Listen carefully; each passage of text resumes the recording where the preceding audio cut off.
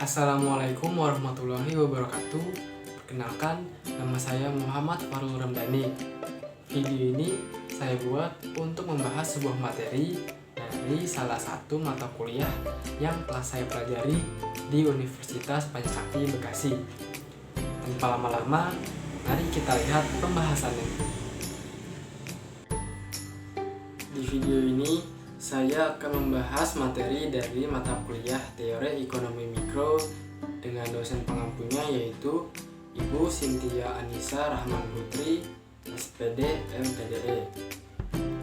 Kemudian topik-topik yang akan saya bahas pada video kali ini yaitu ada perbedaan pasar oligopoli, monopoli, dan monopolistik, apa itu perilaku konsumen dan perilaku produsen, apa itu pasar persaingan sempurna, dan hal yang menyebabkan kegagalan dalam pasar. 1. Perbedaan pasar oligopoli, monopoli, dan monopolistik. Pasar oligopoli adalah pasar yang antara perusahaannya terdapat ketergantungan, sehingga masing-masing perusahaan tidak dapat mengubah harga seenaknya. Pasar oligopoli merupakan salah satu bentuk pasar di mana hanya ada beberapa perusahaan yang dapat menghasilkan produk yang dijual di pasar tersebut, di mana perusahaan-perusahaan itu saling bersaing antara satu dengan lainnya untuk memenangkan pasar. Sedangkan pasar monopoli di mana hanya terdapat satu penjual yang menguasai perdagangan barang atau jasa, sehingga pembeli tidak dapat mendapatkan substitusinya serta barang atau jasa yang dihasilkan oleh perusahaan tersebut tidak memiliki barang pengganti yang dekat. Kemudian, pasar monopolistik. Produk yang dihasilkan tidaklah homogensi, akan tetapi terdiferensiasi. Meskipun produk yang dihasilkan telah terdiferensiasi, namun antara produk satu dengan yang lain sangat mungkin menjadi saling substitusi. 2. Apa itu perilaku konsumen dan perilaku produsen? Perilaku konsumen merupakan perilaku seseorang konsumen dalam mengeluarkan sumber daya yang dimiliki, baik berupa waktu, tenaga, uang, maupun jasa yang mereka inginkan untuk mencapai kepuasan. Perilaku ini dibagi menjadi dua, yaitu rasional dan irasional.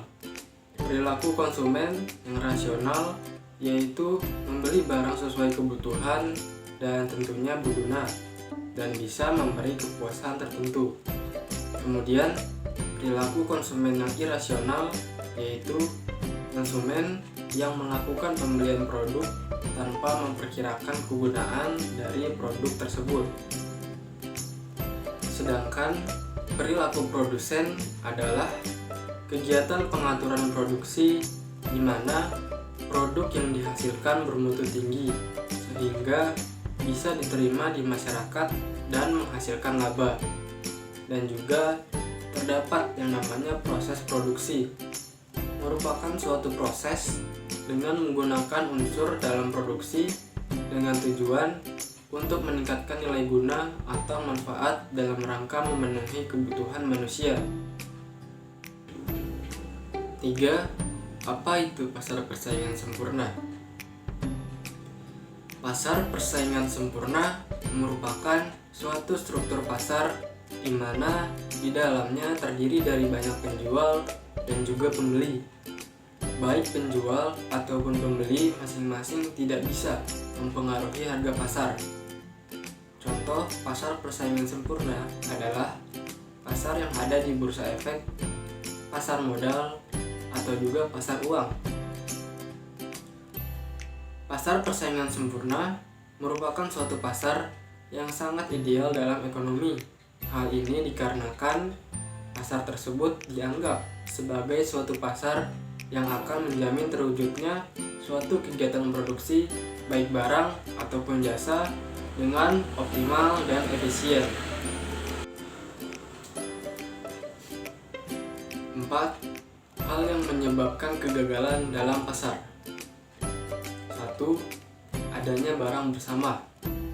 Sistem pasar persaingan adalah adanya hak pemilikan atau property right yang memberikan hak pemilikan kepada setiap individu atas suatu barang, sehingga ia dapat mengecualikan orang lain untuk memanfaatkan barang tersebut.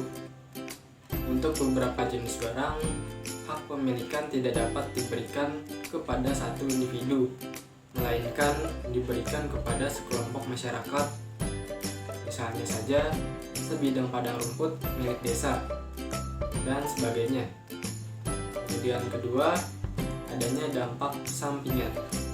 Dampak sampingan timbul karena tindakan konsumsi atau produksi dari satu pihak mempunyai pengaruh terhadap pihak yang lain, dan tidak ada kompensasi yang dibayar oleh pihak yang menyebabkan atau kompensasi yang diterima oleh pihak yang terkena dampak tersebut.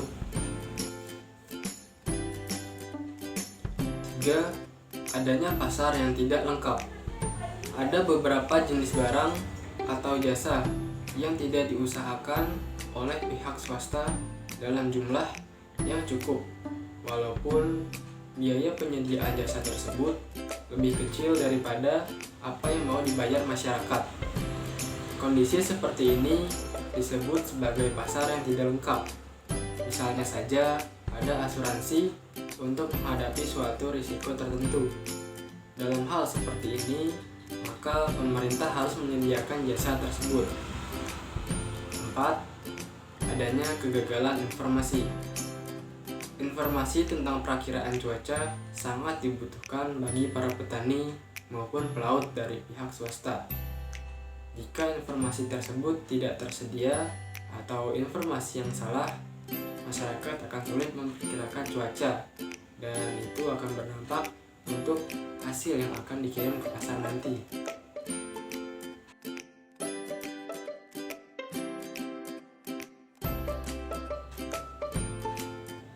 Cukup sekian pembahasan dari video ini yang saya bisa sampaikan. Kurang lebihnya saya mohon maaf dan sampai jumpa.